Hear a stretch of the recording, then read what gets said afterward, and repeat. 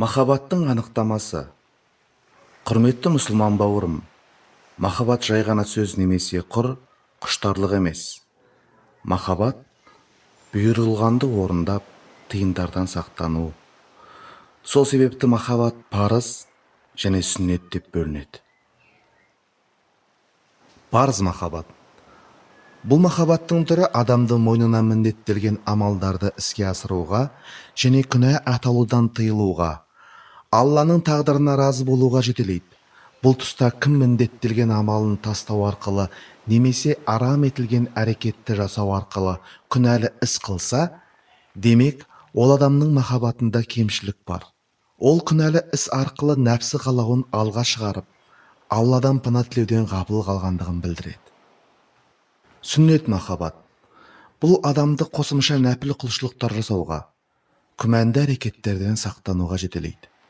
Қорыта айтқанда, Алла елшісіне, саллаллаху алейхи уассалам, шынайы махаббаты бар мұсылман баласы бұйырылған міндетті амалдар мен тыйым салынған әрекеттерді тек пайғамбар шамшырағымен ғана саралап, тек оның, саллаллаху алейхи уассалам, салған сара жолымен жүреді.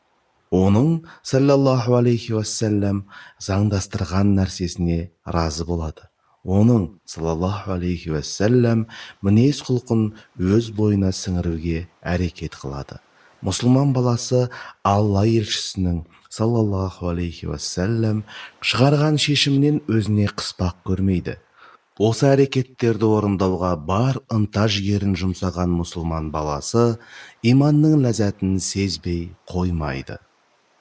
Имам Әл-Бұхари келтірген Абу Хурейраның, Алла оған разы болсын, риуаят еткен хадисінде пайғамбарымыз саллаллаху алейхи уассалам былай дейді: расында Алла тағала менің әулиеме дұшпандық қылған адамға мен қарсы соғыс ашамын. Пендем маған ұнамды болған амалдардан тек мен парыз еткен нәрселермен ғана жақындай алады. Сондай-ақ мен оны жақсы көрмейінше пендем нәпіл амалдарды жасау арқылы маған жақын болуды тоқтатпайды дейді. Бұл хадисте жақсы көрудің себебін екі іс арқылы көрсеткен. Біріншісі парыз орындау. Екіншісі нәпіл құлшылықтар арқылы Құдайға жақын болу. Құдайды жақсы көретін адам Құдайдың сүйіктісіне айналмайынша нәпіл амалдарды көп орындауды тоқтатпау керек. Егер ол Алланың сүйген құлына айналса, Алланың махаббаты ол адамға Аллаға деген бірінші құштарлықтан да артық сезім береді. Сол сезім Аллаға нәпіл құлшылықтармен жақындаған адамның жүрегін Құдайдан басқа нәрсені ойлаудан қорғайды, оның рухын төстейді.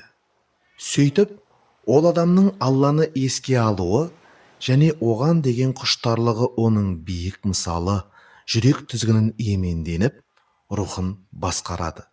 Қорыта айтқанда, адамның жүрегінде Алла мен оның елшісіне, саллаллаху алейхи уассалам, деген шынайы махаббат болмай, ол адам бақытқа кенелмейді.